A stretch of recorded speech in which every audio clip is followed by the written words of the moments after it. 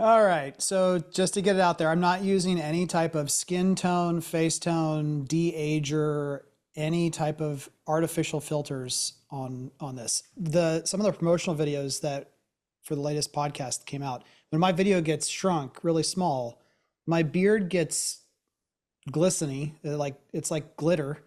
And even my skin looks like it's been smoothed over somehow. That's not intentional. Nothing's happening. Nothing's turned You're on. just you're Benjamin buttoning. You're just Yeah. de-aging. He's Yeah, I a just want to real life squash Snapchat filter.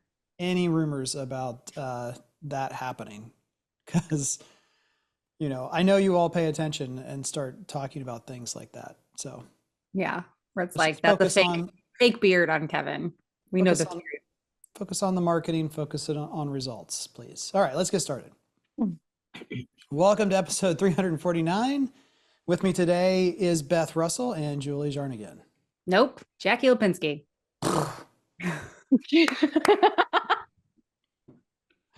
J names. J names.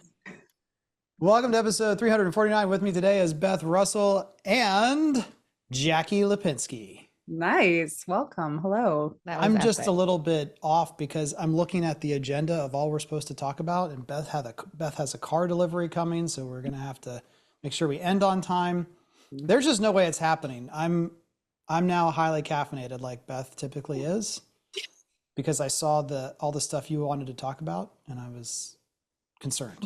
We'll just power. It's going to be like a power podcast. Like go. Yeah. Yeah, It's going to be fun. We just have to keep our bantering at a minimum, Kevin. Mm-hmm. Well, there's plenty to do. I mean, I don't know. We'll see.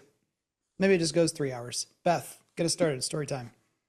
My story time is that I have deemed the song Too Little Too Late by JoJo as the anthem for August, because I feel like we're hearing a lot of everything's on fire. We have too little leads. There's the too little reference. There you go. Mm-hmm. But it's too late. July and June already happened. We know every year it's gonna be terrible. And it's like we forget every single year. But if you don't take time to prepare for that earlier on the year or before the summer kicks off, then it's gonna feel crazy. And then by the time it's too late to adjust to that summer slump, you're going to miss out on preparing for the pickup in the fall. So just too little too late. Let's move on from June, July. Let's figure out where we need to make adjustments. Let's prepare for the fall and celebrate the small wins that we can get through the little pivots that we do make. Yeah, those celebrating the small wins, that's the most consistent thing, I think, for my calls in the last month where, we have half of a year's data. They're like, oh, I'm just not feeling great. And so just yesterday, I was like, okay, let's look at your 2023 numbers and your 2024 numbers. And they had 45% less leads and about 10% more sales this year. And so they're like, oh, our website's lead conversion rate's low. And I'm like, well, is that really what we're focusing on? Because look at the quality of leads that are coming through. Like this is the important data. Like, let's not hyper focus on too much. Let's get a bigger story going because there's a win here. And we're focusing on the small hypothetical loss that Beth, it makes me, I don't know who said this quote, but there's two ways to go bankrupt: slowly or all at once. And I think what happens again is a lot of times when people are newer to using digital or they get obsessed with numbers, which is going to tie into some of the stuff we're talking about, there becomes this unfounded, irrational belief that numbers means that it's relatively straightforward and obvious what needs to be done. Mm-hmm. We're not thinking about the context of everything. And so what happens is if you've had a period of consistency, online sales is working, marketing's working, and things change, if your initial reaction is, well, let's just focus on getting a bunch of numbers to look better on paper, on dashboards, instead of really doing the in-depth work of analyzing what's going on, what might have changed in the market, then eventually, by the time it catches up to you and the full kind of concern hits, you've lost that time. And to your point, you just gotta pay attention constantly. And it's easy to get lulled to sleep because a lot of builders had a better first half than they expected to. And so the other encouraging thing, since that sounded somewhat depressing, unusually so for you, Beth, is the last week of July and August seem like they're, for the most part, off to a great start for people. We Yeah. have almost as many people saying they've had record July results or exceeded their sales goal than those who are concerned. And again, that goes back to what you were just talking about, Jackie, of that kind of everything's on fire mentality is disconnected from the final result in terms of sales. There is a continual belief, and then I'm done on this, is there's a continual belief that, well, we're converting okay on what we have, but this can't continue. And it can. Like, one appointment can result in one sale. Yeah. 3 appointments can result in 2 sales. That can continue and has been continuing for a lot of builders pretty much the entire year. Yeah. All right, Jackie, what do you got? So my story time comes with, I feel like many builders, I've been talking to any builders lately, they're going to know I have this love of the book Alchemy, which I think I talked about in my last podcast. But I was talking to a builder and it was about the thought of removing the boredom of waiting for your home. So there was this story that came out of that book that I love, and it was the psychology of waiting for an elevator. They found out that people were they're just like, make the elevators faster, make the elevators faster. But instead of, they couldn't make the elevators faster. But what they did was put mirrors next to the elevators to remove the boredom. And this is before cell phones and, other things to entertain ourselves. So people were there, they'd just check out their face, and all of a sudden they forgot about that they're waiting for the elevator, and it became a non-problem. And the same with, Kevin, you probably know the more accurate airport, but the story of an airport that people were complaining about the luggage taking too long. And what they did was they didn't change how long the luggage took. They just moved how long people had to walk. So instead of getting there in 1 minute, waiting for 7, they walked for 8 minutes. That is a classic Disney trick. If you've been to any of the parks, you're like, if it's the first time you've been on a ride and you can see that like the line's you're almost to the next space and you think you're about to get on the ride and you're like, oh, dang, there's a whole nother, but there's some trick there of saying, okay, I'm progressing. I can see the progression I'm making and feel it in a way that I wouldn't if it was just one giant long line. Yeah. So we were just talking about how that builder has seen just significant increases in customer experience because they're just, like they're not bored and they're being kept in the loop and they're feeling comfortable. And it's also bringing up the builder's reputation and customer service. So that was one of those things of sometimes an easier solution than speeding up an elevator is just to put a mirror there to keep them like entertained. And so I just love that for people thinking of tools and improving customer service. It's not, we don't have to overthink solutions sometimes. Sometimes a solution is easier than it thinks. Yeah. You just reminded me, there's a particular ride called Rise of the Resistance. And the press from Disney was, this is the longest ride we've ever had. It's 18 minutes long. The ride is 18 minutes long. But there's 2 waiting zones within the ride that in total probably account for about, 14 minutes of the ride is you essentially waiting in a very creative way that's in story. And so the ultimate reaction from people going through it for the first time is, oh my gosh, that was a crazy, amazing experience. You're waiting in line for 12 minutes on the ride. Yeah. I love it. So lean into that if you can't build your houses faster. No, that's you're probably not going to until robots or offsite construction get a lot better. And that goes back to my favorite Saturday Night Live skit example of that. I'm gonna turn my keyboard off. Is with the flight attendant who's just doing this. Oh yes. You're like, what are you doing? Because there is no transparency there. There is no visual indicator of progress being made. She's not even telling you, he or she isn't telling you what they're doing, and that just causes this intense frustration in the mind of the customer. So part of it is being creative in how you approach it, like you were talking about. The other is just being more transparent to the extent that you can be. And that's why people are obsessed with the pizza tracker, even though, again, most of the time the pizza tracker doesn't work. Love the pizza tracker. You love the lie that the pizza tracker gives you, I actually would say, because most of the time it goes straight from preparing your order to in the car. And those 3 steps in between are missed because no one's scanning, no one cares. They're just moving it forward through the process. but you like the idea of the transparency that there Mhm. are these 5 steps and that's what's going to happen. Yeah. Exactly. Creating control when it's what's the like the placebo control, I'd Yeah. say. Yeah. I Yeah, and haven't you talked about feel a that part of the forever. process. The the elevator close button typically Oh yeah. does Hey. nothing. Yep. No matter what TikTok tells you, no matter what things you hold, it pretty much does nothing. Same thing with the push the button to cross the street. It's all controlled by algorithms to optimize time based upon whatever the city or municipality has set in place. And you can push that button 8 times. It's not moving any faster. It's going to do what it's going to do, but it makes you feel like you have some agency in what's going on. Okay, we got so much to do that I'm going to skip my story time just to move on because we got great stuff. Okay, first up from doyouconvert.com and Sarah Simmerman, messaging strategies to meet your buyers where they are.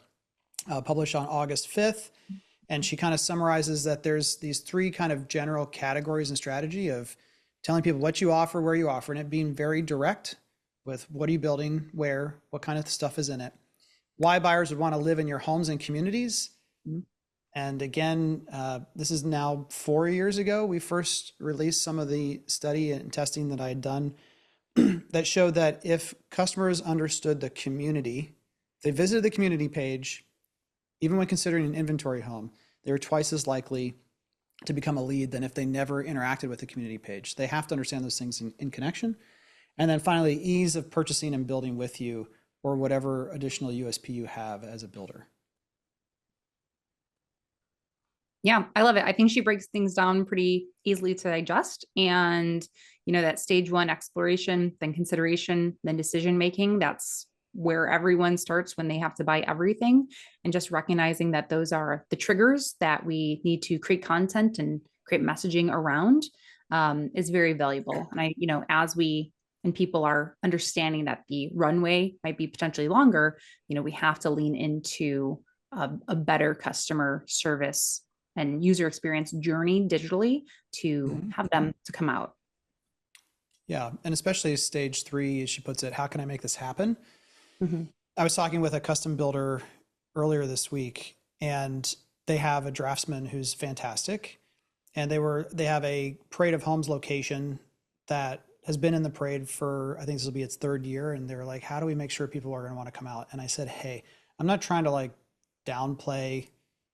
This could come off wrong, but could you have a 2-hour event where people could bring whatever ideas, thoughts, sketches they have of the floor plan they love to build and give them each 15 minutes with him to just sketch on paper with vellum and give them kind of no pricing, no timelines, no expectations. We're not even worried about home site details.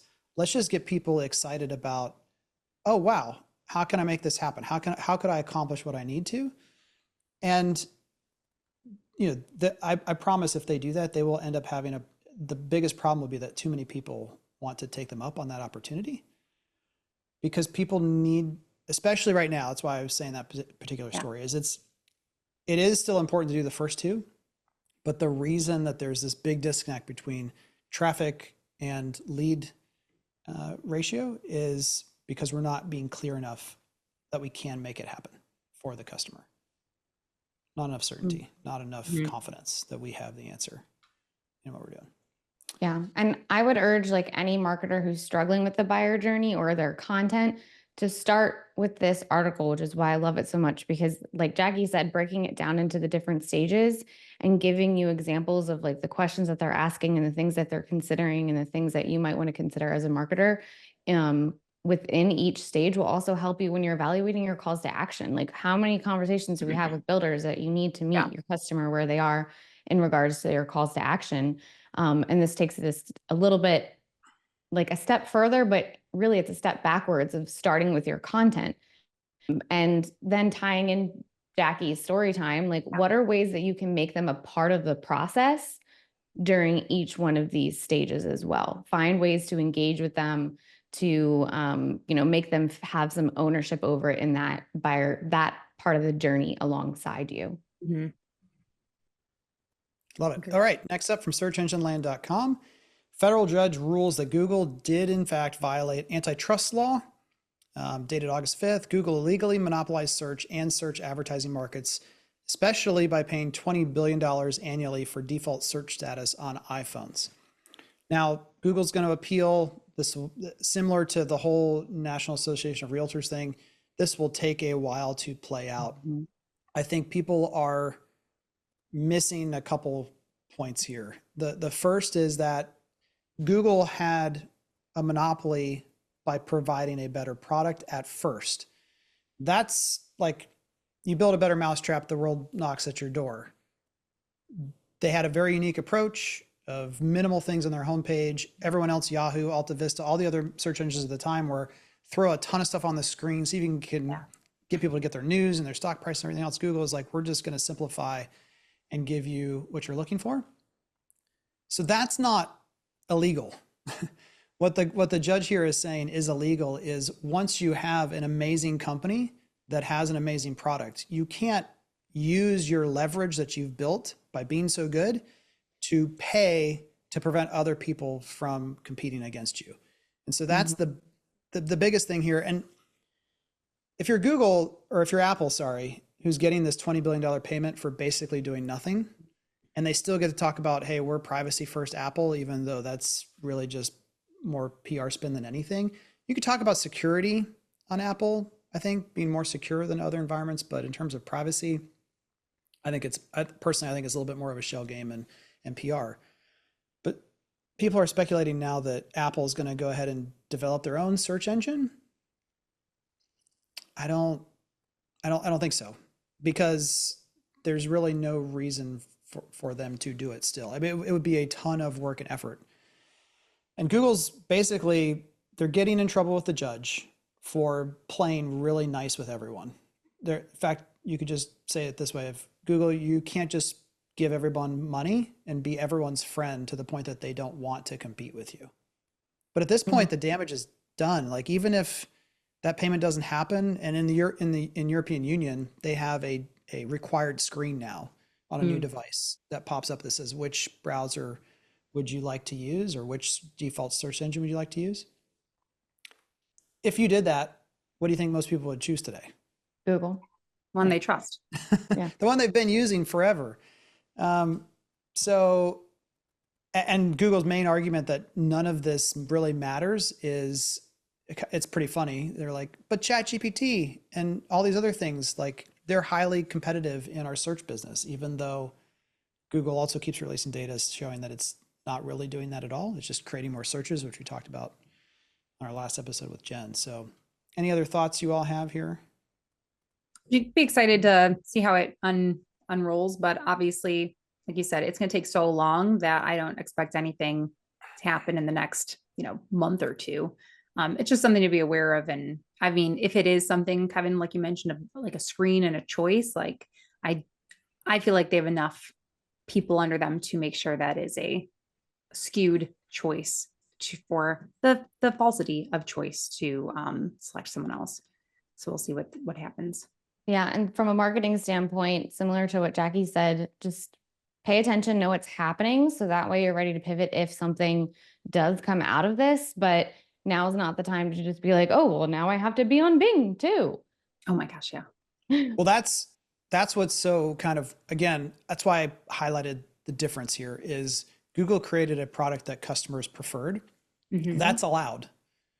And you could argue that even though the payment to Apple was a illegal use of monopoly power, that ultimately the consumer and advertisers both have been winning. I know, like, it's no fun to be like, look at all the money we have to pay to Google to get traffic. But if Google didn't exist, you would still have to get the traffic. And instead, you'd have to probably pay people like, do you convert even more money to manage ever more platforms? Yep. And like, the fracturing of this isn't necessarily going to be good. I think a lot of people are just rallying for competition, which competition is good. Yeah. But the other kind of strange example is every time that someone has been broken up as a monopoly, which again, so far, it's really just saying you can't use these payments anymore. Not real serious discussion around you must break up the business and spin things off. But almost every time that's ever happened, all the spinoff companies end up being worth more. So we'll see. It'll be a while. But I just don't see Apple at this point diving in. I don't know how they would do that while maintaining their whole, because it would be a non-advertising driven search opportunity in theory, right? Or it would just be Apple specific ads, which the more they wade into that pool, the more everyone's going to be like, but wait, you have all this data on your users and you're using it unfairly for leveraging search. And then they'll have a monopoly. Apple can't even roll out all of this Apple Intelligence stuff in Europe. Like, it's being delayed because the European Union is like, we have concerns over whether you know if your mother-in-law's flight is arriving on time. We don't know. We need to check this out. So it's wild. All right. The main show here. This is what I've been trying to buy you all some extra time to discuss. Attribution is BS, a 3-part series with all 3 of the marketing coaches, Jackie, Beth, and Julie. The final final post drops August 8th. Correct. So by the time this is out, you'll be able to go see that. But the first one is simply titled Attribution is BS, and that stands for, Beth? But no, I'm just kidding. Business sabotage. No, more energy, please. More energy. I really want to say the other one, but I'm not going to. It's business sabotage. I like to get a little bit cheeky, if you can't tell. Yeah. And someone already mentioned in one of the comments somewhere that Rand Fishkin also has started kind of rallying on this cry. Yep. And really since ATT, which I can't remember what it stands for anymore, but that was when Apple said no more data flowing back in the same way from all these different apps and platforms. Attribution has become muddy at best. Yeah. And I think that's what we're really trying to allude to. I know Beth's part 1 section is let's think of the math. Mine is lessons learned from people who took it too literally or not too literally. And then, and you'll have to read Julie's to find out what her section is. But it was really, I saw Rand's post and I think it was like within a day of us posting it. So I was like, oh, like. Yeah. And to be clear, like, we don't think he's like trying to, it's just the people think who are paying attention are coming to similar conclusions at the same time. Yes. I think that's what I enjoyed. Yeah. What it did is it's like, it was great timing because he's obviously very well respected in the space. And we're sitting here saying the same thing. And I think it was reassurance that we're not crazy and our builders aren't crazy. Everyone's kind of feeling this loss of understanding and this not sure how to navigate attribution as a whole. And they're just trying to make sense of it. And so that's really what we wanted to do from the builder side of things and attaching the reality of attribution to our builder journey and our buyer journey, that it's really something that's not A plus B equals C, that there's so many different parts of their journey that are attributing to them eventually becoming a lead. And we just really wanted to break it up into 3 different sections, 3 different articles with essentially 3 different themes to help our listeners, our readers understand and make sense of the gray and the craziness that's around them. So that way they're equipped to tell that story to their leadership who has a tendency to jump to conclusions. And we hear that all the time too, where someone's like, listen, I know this is gray. I know this is hard to explain. Do you have anything or a resource I can point my leadership team to explain it more in depth? And that's what I really love about the 3-part series is like Beth, math, me, stories, Julie, wrapping everything up with a conclusion and zooming out and how to understand it. And I think that's, our goal has always been to how do we raise the knowledge in the industry to understand what's happening at a higher level, because you become a better marketer and then we have a better relationship of understanding what is going on and how we can explain that. And so that's what I really love, because especially with attribution, it is younger, newer marketers or certain marketers, it makes us feel justified when we can say, yep, directly that. But you have to understand, like we were saying, Kevin, like there are muddy elements. And I love Becca Thomas's original I think, post from 2 years ago where she wrote an article about, like, Mississippi and the tributaries, and just the water just keeps getting muddier and muddier. And it's like, yes, that's absolutely like nail on the head of how to think about it. Like, it will land in the Gulf, but everything attributed to that sale. So make sure to understand that. But it doesn't mean pull out or push in or lean too far in. Just understand that each of these companies you put money into wants to show you value. Just go into them with an understanding of doubt and how to break down the value of each of those leads, or that traffic or awareness that is happening on those websites. When you first start using analytics and data, and this is where I feel like most of the industry was when I first joined up with Mike here 10 years ago, is there was not enough use of analytic or data anywhere. And people were like, this social thing is crap. And it was, I mean, totally different world than we are today. And now the pendulum has swung so far the other direction. But sorry, before I even get to that other direction, the easy wins come at the beginning of, and it is kind of addicting of, hey, you do this and you see results and you can feel the impact and it's working, but that doesn't mean you can keep going back to the well over and over and over again. And it also doesn't mean that you can just look at attribution no matter how good of it, because some of the conversations I've had with other folks is, well, you just need to have a more well-rounded attribution model. No, you don't. If you sell homes in where I grew up, Hilliard, Ohio, you're a home builder selling homes in Hilliard, Ohio. If the attribution says 0, I ask builders this example all the time in our Market Proof Academy. If you had 100 clicks and it said 0 leads, would you turn off those ads? And to your point, Jackie, about just a little bit less experience or not a more full understanding, a lot of times people are like, yeah, I'd turn those off. If we're not getting leads, turn it off. I'm like, but you sell them there. That's actually exactly what you offer for the customer, is new homes in Hilliard, Ohio from this price point. It doesn't matter what the attribution says. You should compete for that every time it's able to be shown, as long as you're not doing questionable things. But if there's no reason to ever turn that off, no matter what attribution says. Yeah. And I think it's important to remember 2 things. One, it's going to vary by builder, by market too. So what might work for one builder might not work for you. And so a lot of times they hear, oh, well, this person that's in my Builder 20 group tried this and it worked XYZ. And I'm so excited. I want to put it in here, but it might not work the same for you, first of all. And second of all, when it comes to certain ad types, PMAX being one of them, we were just talking about this today as a team, it could work really well in other industries, other industries that have different types of data that they're looking at and a different buyer journey that they're assessing. But in our industry in particular, we have to look at it in a different way. We have to peel back those layers and tell the story, or else you're going to miss out on so much opportunity. Well, and that's why I always compare a house to a purse. Because that's insane to compare a house to a purse, like someone's like, wait, why are you comparing a house to a purse? Yeah. Exactly. Right. Well, or a house to shoes. So I had to go get shoes. I like those. And did I do, thank you. Then now I'm just confused because I don't normally have people say anything about appearance related issues because I don't care, more or less. But these are approved by my wife. So there we go.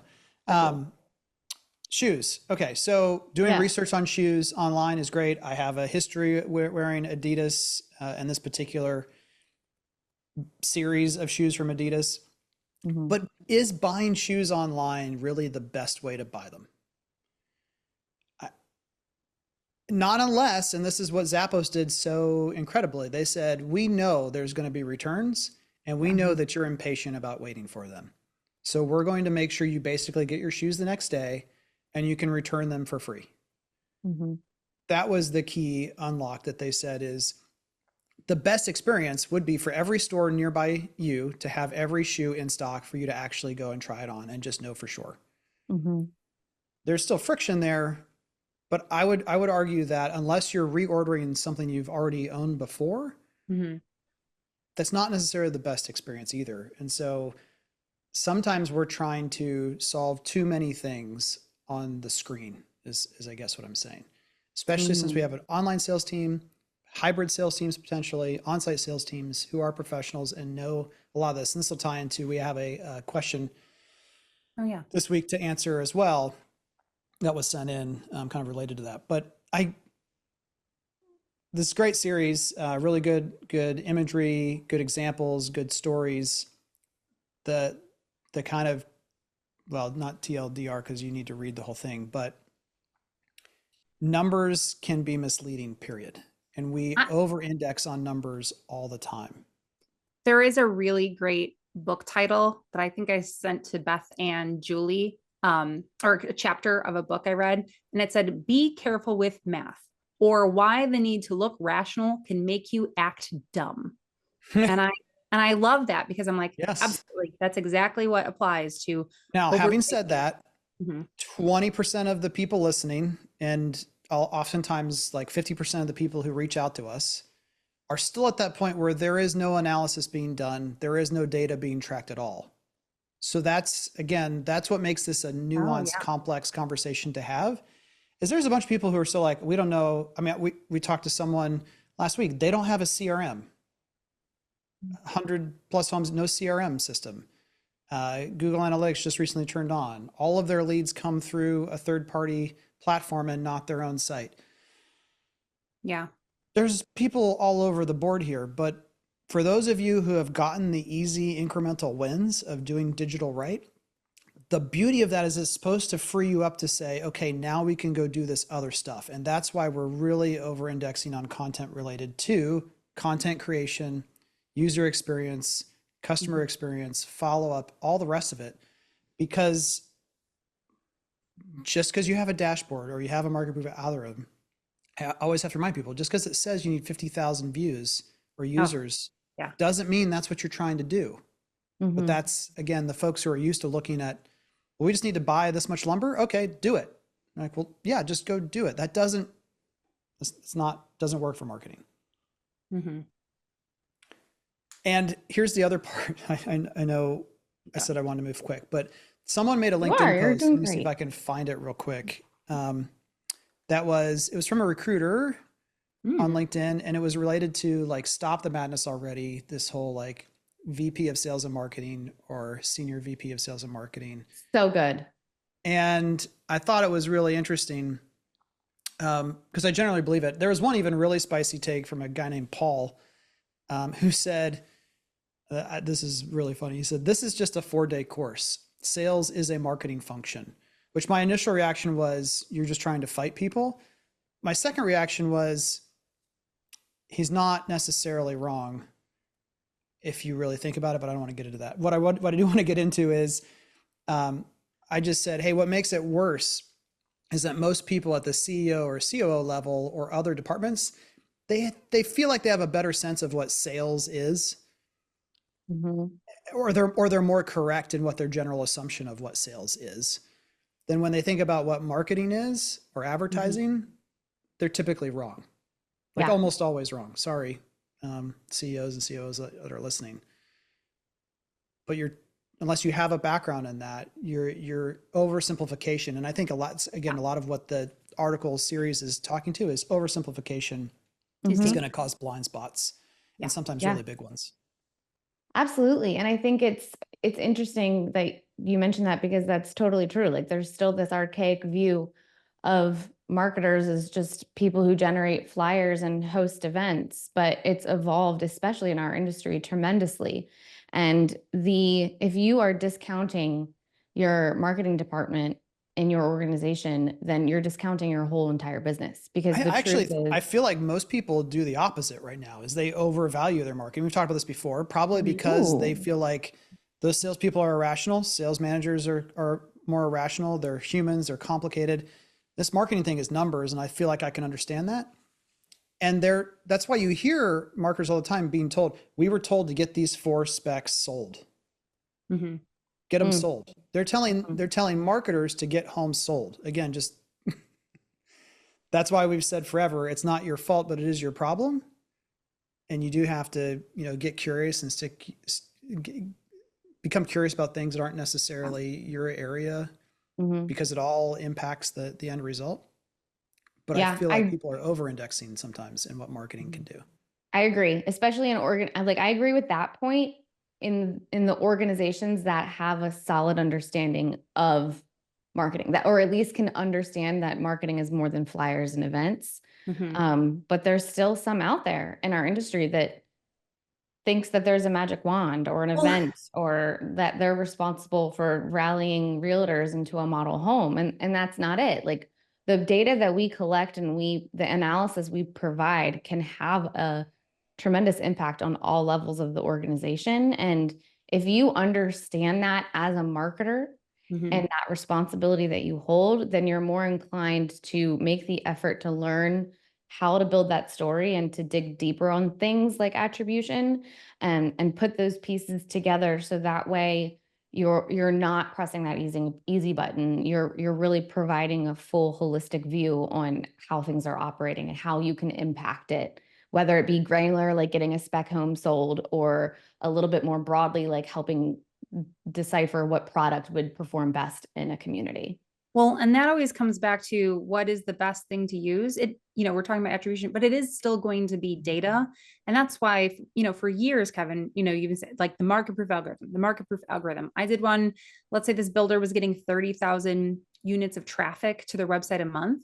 We did a community analysis and it said they would need 10,000 units of traffic to hit their sales goals. And we're like, does it seem reasonable to have 1/3 of all of your traffic for one community? And they were like, no. I'm like, no, like we need to fix other things. And because they were tasked with marketing needs to solve this, and marketing needs to come back with, there is something else at play here. And you can use data to explain that story in positive ways. And the data can inform it, but it can't make the decision for you. And again, that's the beauty of getting data in place, collecting it, analyzing it. But the beauty of digital is not that you can solve everything with digital advertising, or solve it all with a better photo. The beauty is you can more quickly understand with tools like the algorithm, this isn't going to be enough on its own. We got to go do other things. I always think of the fire festival, great marketing. Well, when you showed up there, like, what is this? So we don't want to ever be in that situation. So don't over promise and under deliver too in the areas. The last article for today from housingwire.com, Zillow releases state-specific short-term touring agreements. Ooh, touring. I don't know why. I don't think that's normally how I say that word, but there we go. So all of these agreements are 7 days. So that's part of the settlement, which I believe it's August 16th that it rolls out, where everyone going to tour with a real estate professional needs to have a signed agreement prior to touring that home. And so Zillow is glass half full, skeptical viewpoint. They're trying to make sure that their business isn't disrupted or negatively impacted by all this.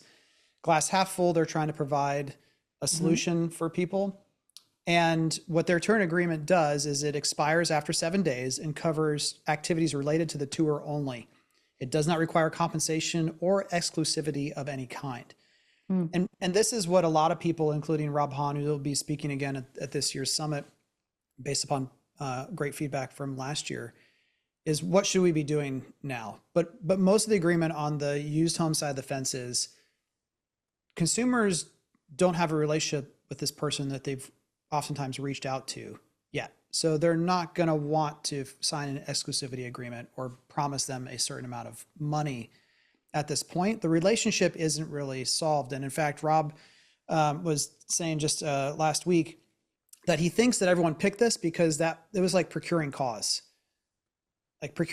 of they're my customer because I'm bringing them to this house. And so therefore, that's why this was chosen instead of when the offer is written. You have to have this written agreement in place. But this whole thing, procuring cause isn't really the best place to start here, because the consumer doesn't have, and this is what builders I can hear owners, especially of home building companies, be like, and that's why I haven't wanted to pay them all this money, is because they don't really know this customer anyway, a lot of times. We'll just ignore that for now. But it is interesting that Zillow is taking this approach, and I think it's going to be the right one. I mean, again, what Rob used as an example is, imagine if you wanted to walk into a Nordstrom, and before you walk through the door, they said, "Hey, here's this thing we need you to sign, and if you don't buy anything, you owe me $50 for the hour." Mhm. Yeah, How many people would go into Nordstrom? no one. Right. Yeah, I think it's interesting because the 7-day period specifically, I like that it's a short term and it's just for the tour itself. But as a consumer, how annoying would it be if every week when you go to new houses, you have to sign a new piece of paper I or do. you have to fully commit to that person? Mm-hmm. Yeah, It's like going out on dates and being like, you know what? It's the second date. I'm going to have to marry you. yeah, let's do this. I do think one of the takeaways from the article though was, it is only, they announced this and at a glance, I was like, oh, this is great. They're making this available to everyone. Nope. Just Zillow Premier agents, you're right, to not disrupt it. But I do like that they're sort of like, we've set the Well, here's what standard. it says. So if you want to make your own version of it, you can. Yeah. Right? They're making it public. Yeah. Okay. Yeah. Love Kind it. of along with this, just where it seems like everyone has settled for the time being, because it seems like it changes every couple of weeks, is that most listing agents will advise their customer to either check a box that says you are proactively offering compensation as the seller, not from me, the listing agent. It's coming from you. You're either going to check a box that says we proactively want to offer compensation to buyer's agents, or no, we do not, but we understand that it could be offered as part of the negotiation. Mm. And this is something that I was talking about with a builder this last week too. I mean, a lot of builders have said, we're just going to keep saying we'll pay 3% or pay X and say it loud and say it proud like Meritage is doing. But for the ones who don't want to do that, there is an opportunity to get more contracts written where you say, hey, in order to give you details on compensation for the buyer's agent, it needs to be put into the written offer.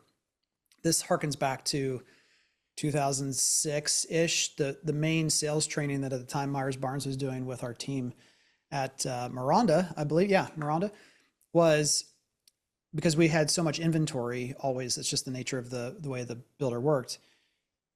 Instead of doing back and forth negotiation, it was, hey, if you want to make an offer, like write the contract, give us a check, we'll take it back to the office and expect a counter. There's an opportunity here for some builders who to use that as a reason to say, I'm not just going to negotiate with you back and forth over the phone. Because that's what I'm hearing a lot of from some builders right now is consumers who are really close to making a decision. And then as they're going back and forth over the phone or over text, and the customer just disappears because they're not getting a hard offer submitted. No, that's exactly what happened with me with buying my car. I was going back and forth forever, and then I ghosted the one dealership because the other dealership gave me a hard offer of exactly what I wanted. There you go. Yep. There you go. All right.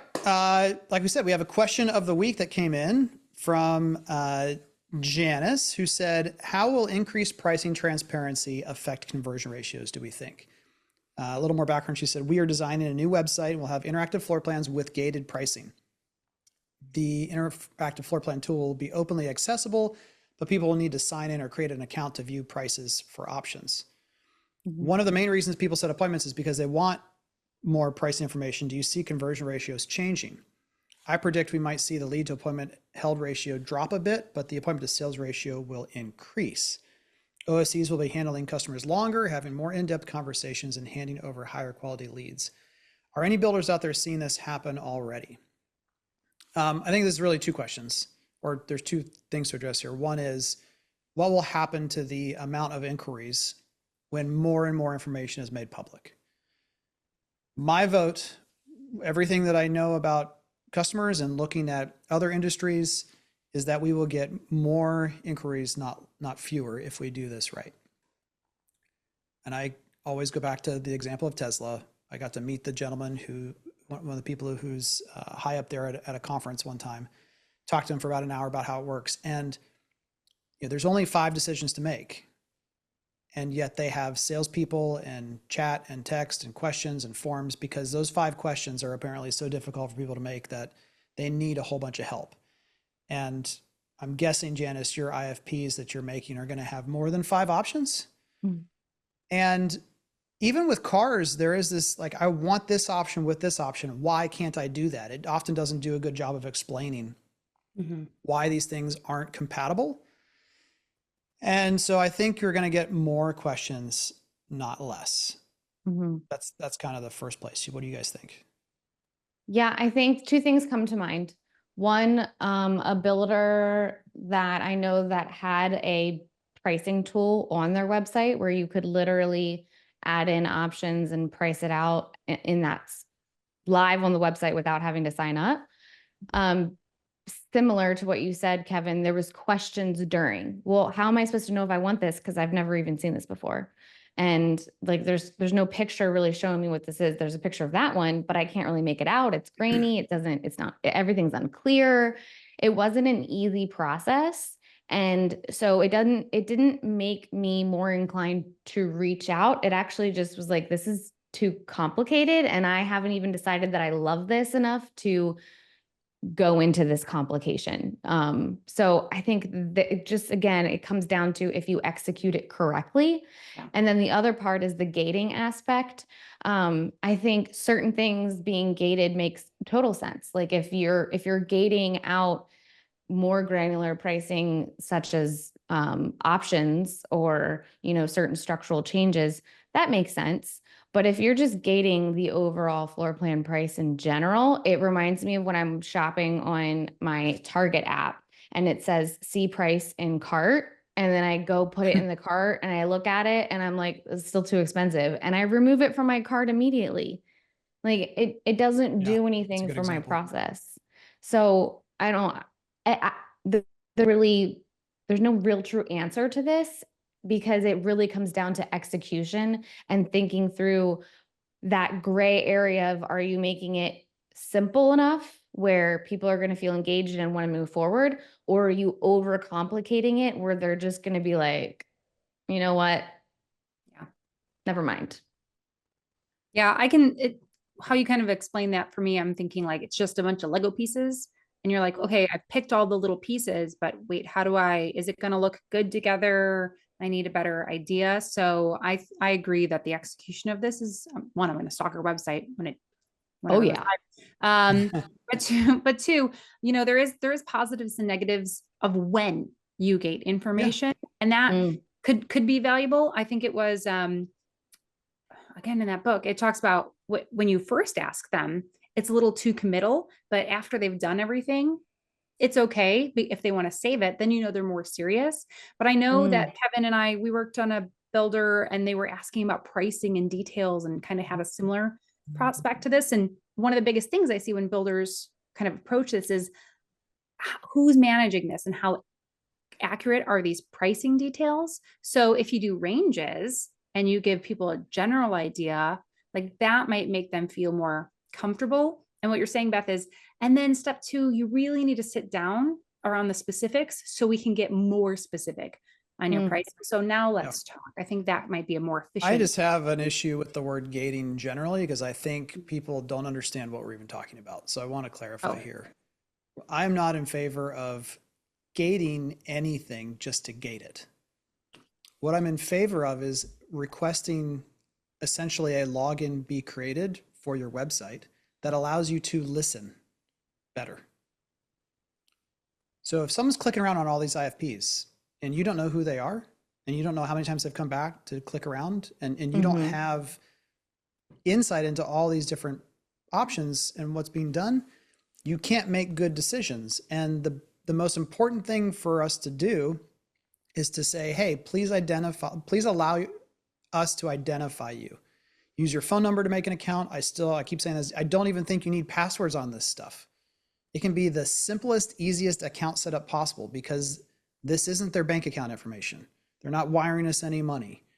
The worst thing is someone's going to hack in and see that this anonymous user connected to a phone number that they'd have to do a reverse person lookup to figure out who that is, to know that they like the Stanford floor plan and they like these options in it. I mean, we're overcomplicating this. And so we have to have a better way to listen and watch what consumers are doing when we release this information into the wild, or we're not going to get the full value out of it. So I think that's just a really important distinction. And I do think, again, the additional optionality that we release will generally create more inquiries and questions. But to your point, Jackie, I don't know the last time I've talked about this, like home site signs are one of the worst things that builders do, individual home site signs in a community.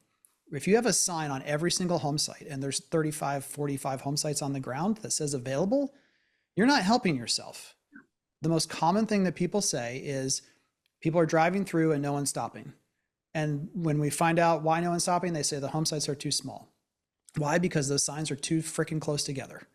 And the perception from your car, when you don't go to the back of the home site and look to the street, home site looks smaller than it is. And so we're giving people more information. There's higher resolution data when you put a sign on every home site, and it doesn't help anyone. So I think that again goes to this idea of everything you expect as a basic is available. As you go deeper, we need to know who you are to help you and to help us, and we'll give you more insight and more information. Now, to her last part about higher quality leads, yes, I do think so. But let's not, again, we talked about like what's the best way to buy a shoe, and there is still a best point in time for the customer to talk to a human. So in an ideal scenario, I still think someone's playing around for 5 minutes with an interactive floor plan. To have the option to have a human hop in quickly and say, do you have any questions? Maybe share their screen, talk about, we got to get humans connected to people, because it's not all going to make sense. The best IFPs in the world don't answer all the consumers' questions.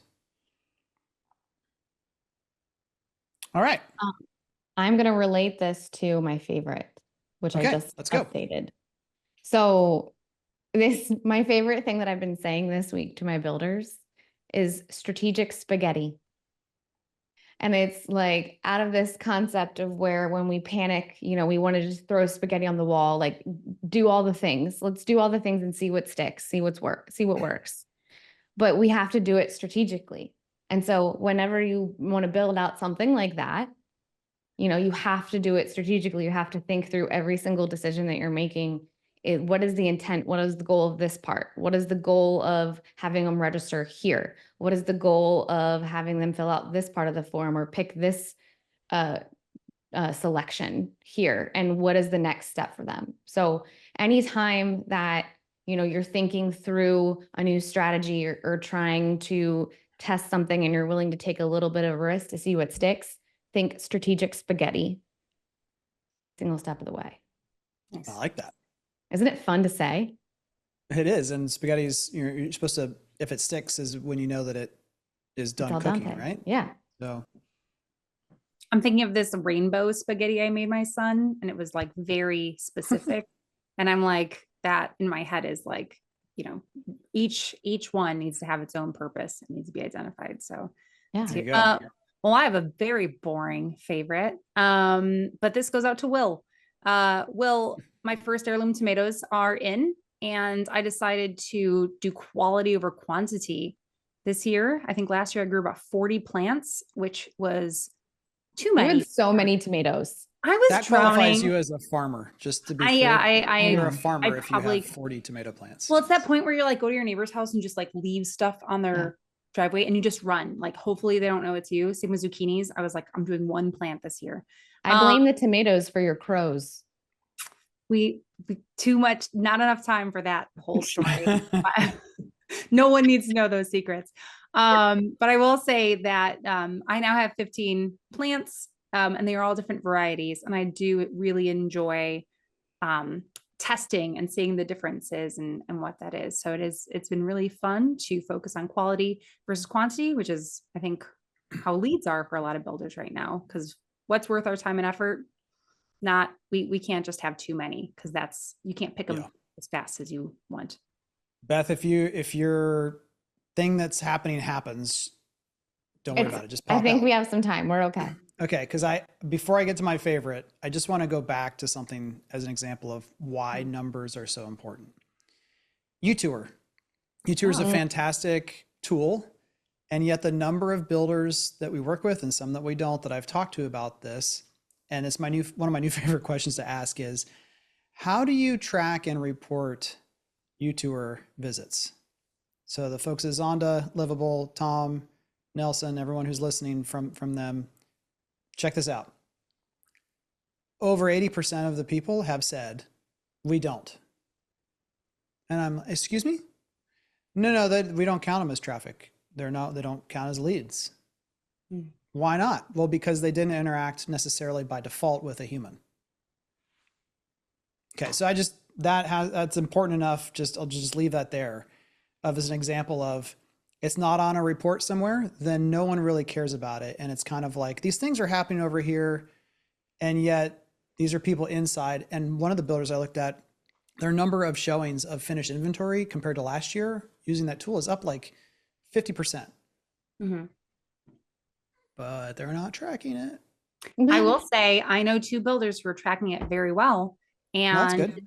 data was very pleasant when they were like, When I say they weren't tracking it, it was in UTour itself. They could tell me how many tours, but in terms of how it went down the line, in terms of other dashboards and reports that people would look at. yeah, not adding as a included. line item. Okay. Yeah. I don't think I've said this yet as a favorite, but Oslo Sleep Buds. It's a new company that was started by some of the people who made the Bose Sleep Buds, which were really popular because they're extremely comfortable to wear if you want to go to sleep with something in your ear. But the downside is they couldn't play anything other than like the sleep sounds that were built into them. So what these are is they're incredibly small. I should have brought them, but they're like the size of a dime in total. Most of it is a silicone piece that goes in your ear. It's basically just a battery and a speaker. It's incredibly small, comfortable. You can lay flat on a pillow on either side. And by default, whatever you're listening to, it will play anything else you want to listen to, a podcast or a YouTube video. And when that is done, then it will by default roll over into your sleep sound for the rest of the night. The only thing that's kind of weird about this is that you have to have the case for these within 10 feet of the actual buds, because the device is so small, it doesn't have the capability to just stream straight from your phone. Your phone goes to the case it has other components that allow it to work. But it's wild. Like, my wife saw me with them and she got jealous. And so I ordered her some too.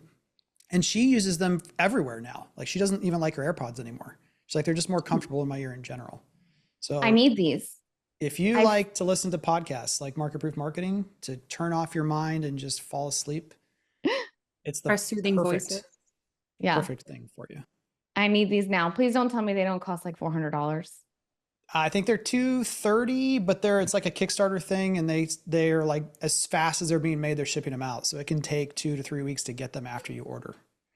But you can sell your AirPods if you don't really care about like really high levels of noise canceling. They're gonna be something you like probably better. Yeah, I have kids. I need to cancel that noise. I don't care if you're screaming in the middle of the night. I need to sleep. I'm sleeping.